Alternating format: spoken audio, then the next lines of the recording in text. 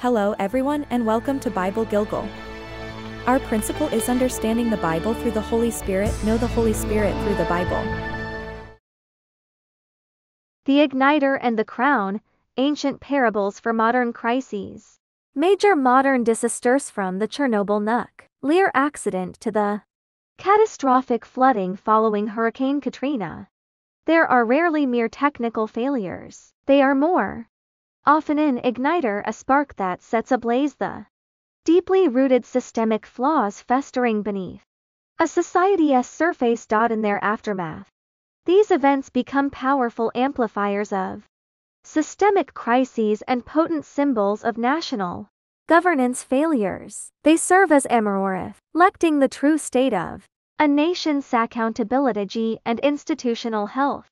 This analysis explores these timeless patterns of governance failures by examining ancient biblical stories as archetypes. These narratives, preserved for millennia, reveal how manageable problems, a request for tax relief, a prophetic warning, a case of internal corruption, escalated into systemic collapse. In these accounts, we found the structural dynamics of power, truth, and accountability that continue to shape our world, a fair and ghastly relevant mirror for our own time. The unheeded pleas, King Rehoboam and the follies of force. The succession of King Rehoboam offers a foundational case study in the failure of a new administration to renegotiate the social contract. Upon ascending the throne, Rehoboam was approached by the people with a enabler to lighten the heavy burdens of labor and taxation imposed by his father. He was presented with two starkly different paths of governance: the elders' counsel, moderation; the young advisors' counseling, force. Listen to the people and ease their burdens. Assert dominance and increase their burdens. This will earn their loyalty forever.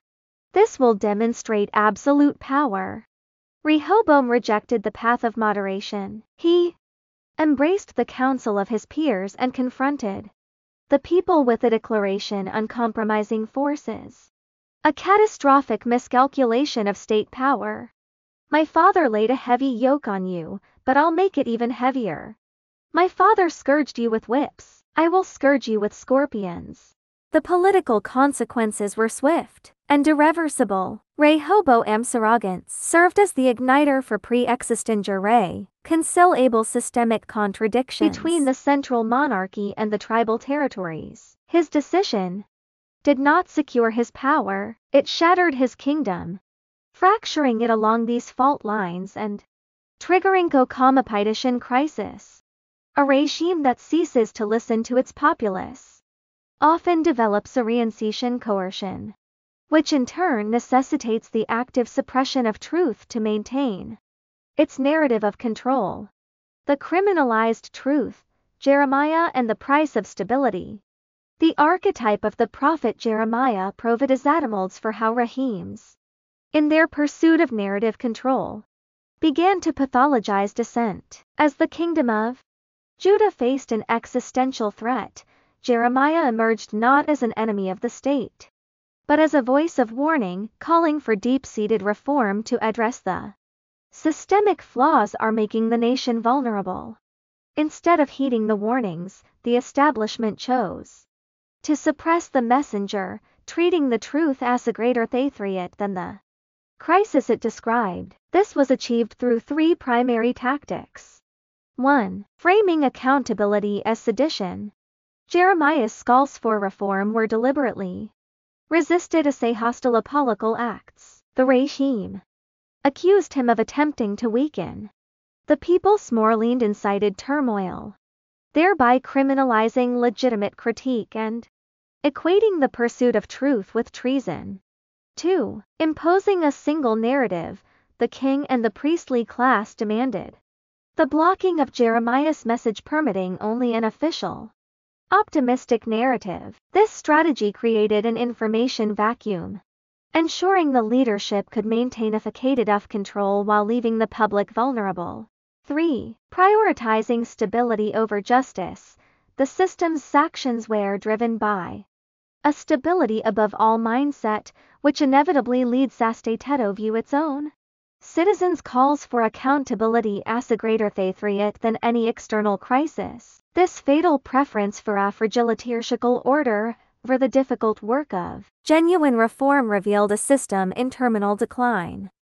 When a governing SME begins to criminalize descending and blocking the free flow of information, it is a clear signaling of systemic failure. It is no longer functioning to protect its people, but only to protect itself, making the entire society more vulnerable to the very disaster it refuses to acknowledge. This suppression of external critics is often symptomatic of an even deeper decay, where leaders protect their own corrupt insiders. The rot within, priest Eli and the shield of power.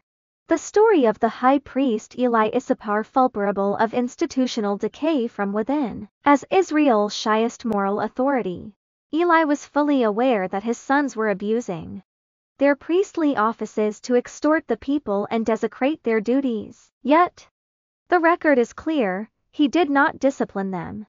This was no mere private family failure. It was a public derelict of duty symptomatic of a corrupted institution. The charge against him was damning. You honor your sons more than me. Eli's failure demonstrates of institutional decay. Power shielding where be illiterates their authority to create an accountability-free zone for insiders, sacrificing institutional integrity for personal loyalty. This practice reinforces entrenched interests, protecting a current circle at the expense of the entire system. Eli's inaction signaled that corruption at the highest level would be tolerated, a poison that inevitably caused systemic corruption to spread down the ranks. The consequences were devastating. This internal rot led to complete collapse of public trusted and culminated in a national catastrophe. The capture of the Ark of the Covenant, the very symbol of the nation's integrity. The greatest threat was not an external enemy, but the internal corruption that its leaders chose to shield. These ancient patterns, arrogance, suppression, and corruption, offers a clear and timeless warning. Conclusion: timeless crises, timeless wisdom. The stories of Rehoboam, Jeremiah, and Eli are archetypes of governance failures that, echoing through history, each reveals a critical facet of systemic collapse.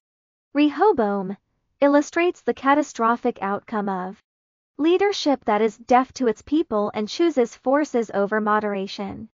Jeremiah demonstrates the self-destructive nature of a system that attacks its critics and criminalizes truth to maintain a fragility. Eli exposes the inevitable collapse caused by internal rot, where leaders shield entrenched interests at the expense of institutional integrity.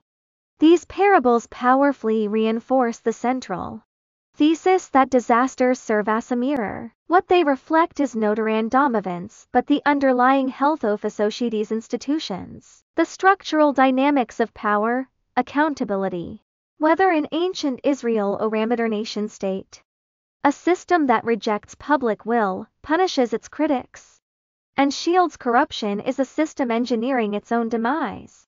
An ancient proverb captures this wisdom with profound simplicity and chilling accuracy. If a ruler listens to lies, all his officials become wicked.